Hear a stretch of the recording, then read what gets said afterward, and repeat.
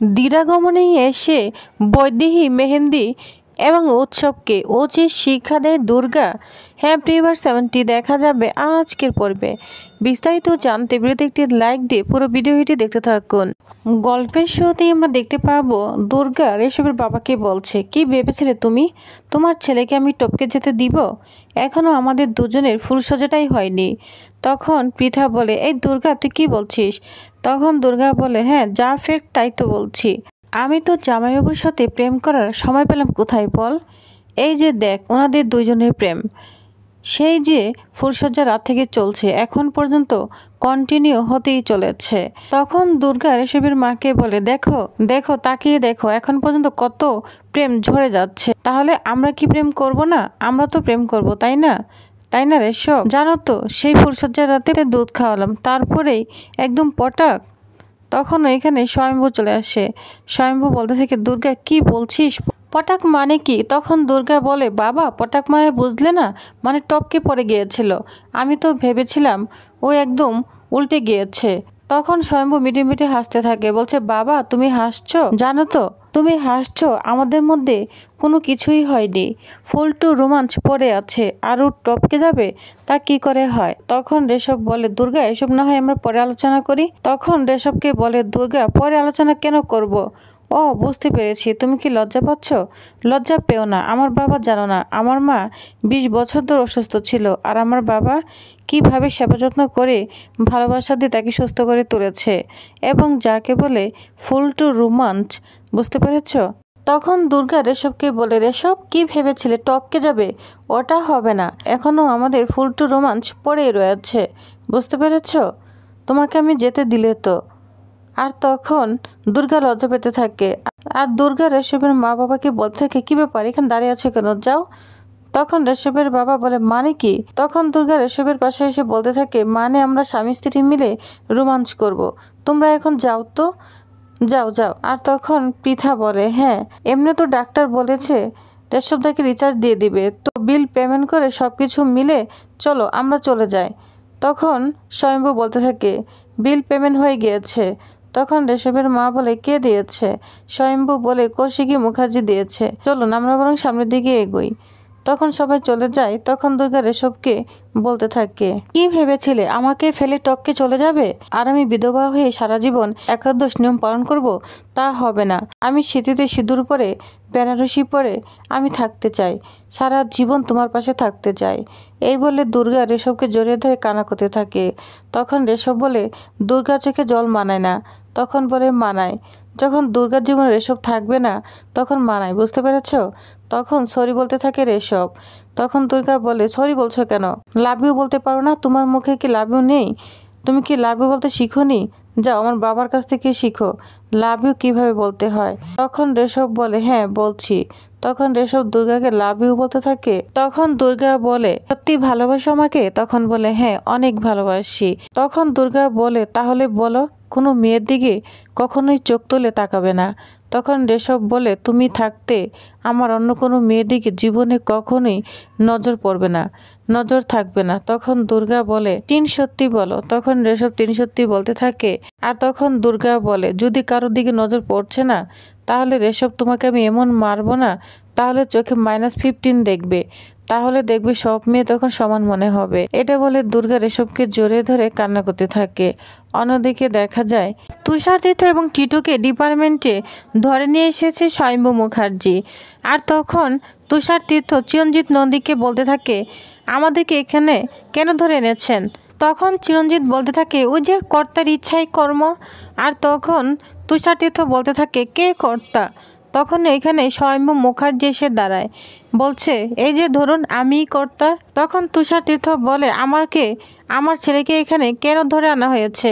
তখন স্বয়ম্ভু বলে, শুধু আপনার ছেলেকে নয় আপনাকেও ধরে আনা হয়েছে, কান টানলে যেমন মাথা আসে, বুঝতে পেরেছেন? তখন চিৎকার করে ওঠে তুষার তীর্থ আর বলতে থাকে, আপনি বোধহয় আমার পাওয়াটা জানেন না। তখন স্বয়ম্ভু বলে, আপনি চুপ করে এখানে বসুন, তো একটা ধমক দেয় স্বয়ম্ভু। তখন তুষার তীর্থ এখানে বসে পড়ে আর স্বয়ম্ভু বলতে থাকে, আপনি হয়তো আমাদের পাওয়ারটাও জানেন না। আপনার পাওয়ারটা হচ্ছে মানুষের কাছে ভাষণ দিয়ে, আর আমার পাওয়ারটা হচ্ছে যোগ্যতা সম্পন্ন ট্রেনিং করে অফিসার হয়ে। বুঝতে পেরেছেন? আমার পাওয়ারটা আইনি আর আপনার পাওয়ারটা বেআইনি। এদিকে তখন টিটু অনেক ঘামতে থাকে আর বলে, টিটু তুমি ঘামছো কেন? তোমার কি ভিপি আছে? আচ্ছা, আপনার ছেলে কি ভিপি আছে? তখন তুষার তীর্থ বলতে থাকে, না কোনো ভিপি নেই, ও হয়তো ঘাবড়ে গিয়েছে। তখন একটা টিস্যু পেপার বের করে দেয় স্বয়ম্ভু, বলছে নাও তোমার ঘামটা মুছে ফেলো। তখন টিটু ঘামটা মুছে ফেলতে থাকে আর ধন্যবাদ দেয়। তখনই সাথে সাথে ওই টিস্যুটা নিয়ে চিরঞ্জিত নন্দীকে দিয়ে দেয়, বলছে নাও ফিঙ্গারপ্রিন্টটা চেক করো। আর দুর্গার শ্বশুরবাড়ির সামনে যে রুমাল আর কোনো জিনিসপত্র পাওয়া গিয়েছে, ওই ফিঙ্গারপ্রিন্টের সাথে এই ফিঙ্গারপ্রিন্ট মিলে কিনা দেখো। তখন তুষার তীর্থ একদম টপকে এসে তার ছেলের ওই রুমালটা ধরতে আসে, বলছে একদম ধরবেন না। বুঝতে পেরেছেন? আপনারা কিন্তু চাপের মধ্যে রয়েছেন। কি ফিঙ্গারপ্রিন্টটা নষ্ট করতে এসেছেন? একদম নয়। তো তাকে ধমক দিয়ে বসিয়ে দেয়। এদিকে দেখা যায় দিব্যা সেনকে ওইখানে এনে চলে এসেছে। তখন চিরঞ্জিত বলে, স্যার দিব্যা সেন। তখন স্বয়ম্ভু দিব্যা সেনকে বলে, কি ম্যাডাম? তখন দিব্যা সেন বলে, তুমি আমাকে এখানে কেন ধরে নিয়ে এসেছো স্বয়ম্ভু মুখার্জি? অবশ্যই বুঝতে পারবেন কেন ধরে নিয়ে এসেছি। তখন দিব্যা সেন বলে, তুমি অবশ্যই জানো আমার এতটা দূরে ট্রাভেল করা আমার শরীরের পক্ষে খুব কষ্টকর। আমি অসুস্থ, ডাক্তার আমাকে প্রেসক্রিপশনে লিখে দিয়েছে, কোনো টেস্ট নিতে না করেছে। তখন স্বয়ম্ভু বলে, হ্যাঁ এজন্যই তো ডাক্তার ব্যবস্থা করে ফেলেছি। আধা ঘন্টা পর পর আপনার চিকিৎসা করা হবে এবং সেই রিপোর্ট অনুযায়ী আপনাকে জেরো করা হবে। তখন দিব্যা সেন বলে, এর মানে কি? এটা তো হসপিটাল নয়, এটা তোমার ডিপার্টমেন্ট। তাহলে এখানে কেন ডাক্তারের ব্যবস্থা করেছো? তখন বলে, হ্যাঁ আপনার জন্য ডিপার্টমেন্টকে আমি হসপিটাল বানিয়ে ফেলেছি। তখন দিব্যা সেন বলে, কারণটা কি? স্বয়ম্ভু মুখার্জি বলতে থাকে, কারণ তো রয়েছে। আমরা যে একটা চ্যানেল পেয়েছি, সেই চ্যানেলটা রিপোর্ট বলছে এটা আপনার, যেটা দুর্গার শ্বশুরবাড়িতে পাওয়া গিয়েছে। যা শুনে তো দিব্যা সেন অবাক হয়ে যায়। তখন দিব্যা সেনের হাতে ছাপ নিবে। এদিকে টিটুকে তো হাতে ছাপ নেওয়া হয়েছিল ব্ল্যাকমেল করে, এজন্য টিটু এবং তুষার তীর্থকে পিস্তল তাক করে রাখে চিরঞ্জিত এবং নন্দী। আর তখন স্বয়ম্ভু দিব্যা সেনকে বলে, ঘেমে গিয়েছেন তো, নিন রুমালটা নিন, মুছে ফেলুন। তখন রুমালটা নিয়ে মুছতে যাবে দিব্যা সেন, তখন তুষার তীর্থ বলে ওঠে, না মুছো না। তখন তুষার তীর্থকে একদম শুট করতে যায় স্বয়ম্ভু, যা দেখে তো অবাক হয়ে যায়। তখন প্রীতমা এসে দিব্যা সেনের হাত থেকে টিস্যুটা নিয়ে নেয় আর বলছে, দিন। আর তখন দিব্যা সেন বলে, বুঝলাম না এটা কি হলো? তখন স্বয়ম্ভু প্রীতমাকে বলে, যাও এটা ফরেন্সিতে নিয়ে যাও, পরীক্ষা করো রিপোর্টের সাথে মিলে যায় কিনা।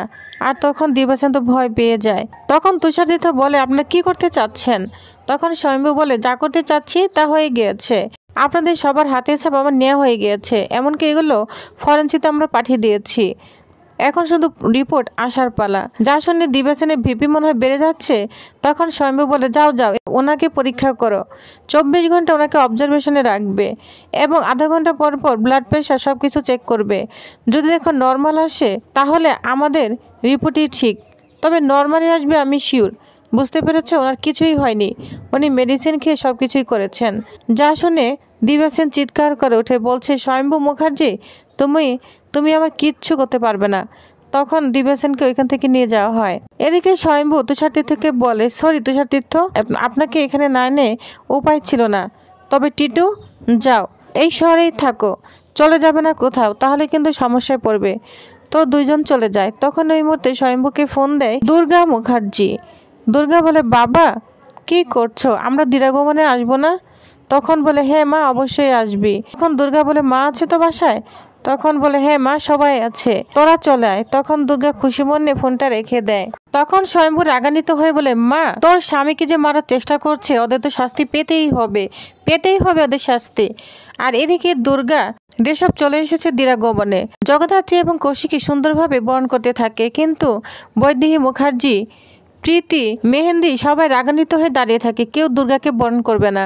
তখন দুর্গা বলে, কি ব্যাপার, তোরা সবাই বরণ করলি, ওরা বরণ করবে না? তখন কৌশিকী বলে, থাক দুর্গা। তখন বলে, কেন থাকবে? এই অপ্রীতিকর ফুলটুসি, ঠাম্মা তোরা কেন আসছিস না? তখন প্রীতি বলে, আমরা কেউ তোমাকে বরণ করব না, বুঝতে পেরেছ? তখন দুর্গা বলে, আচ্ছা কৌশিকী, ইনস্টলমেন্টে কি বরণ করা যায়? যা শুনে রাজনাথ হাসতে থাকে, বলছে, হ্যাঁ এখন ইনস্টলমেন্টে বরণ হবে, তার মানে মেহেন্দি বৈদেহী প্রীতিকে একসাথে বরণ করাবে। তখন দুর্গা বরণ বাদ দিয়ে নিজে চলে আসে একা বাড়িতে। মেহেন্দি বৈদেহী এবং প্রীতি তিনজনকে উচ্চ শিক্ষা দিয়ে বরণ করাতে বাধ্য করে। এখন তারা তিনজন একসঙ্গে ইনস্টলমেন্টেই বরণ করবে। এদিকে চন্দ্রনাথ রাগান্বিত হয়ে যায়, বলছে অসভ্য মেয়ে একটা, কোনো কালচার নেই। আর তখন দুর্গা রাগান্বিত হয়ে চন্দ্রনাথের দিকে অবাক হয়ে তাকিয়ে থাকে। তো ভিউয়ার্স, তাহলে নেক্সট আকর্ষণীয় পর্বে আর কি হতে চলেছে তো জানতে অবশ্যই আমার সাথেই থাকুন। ধন্যবাদ।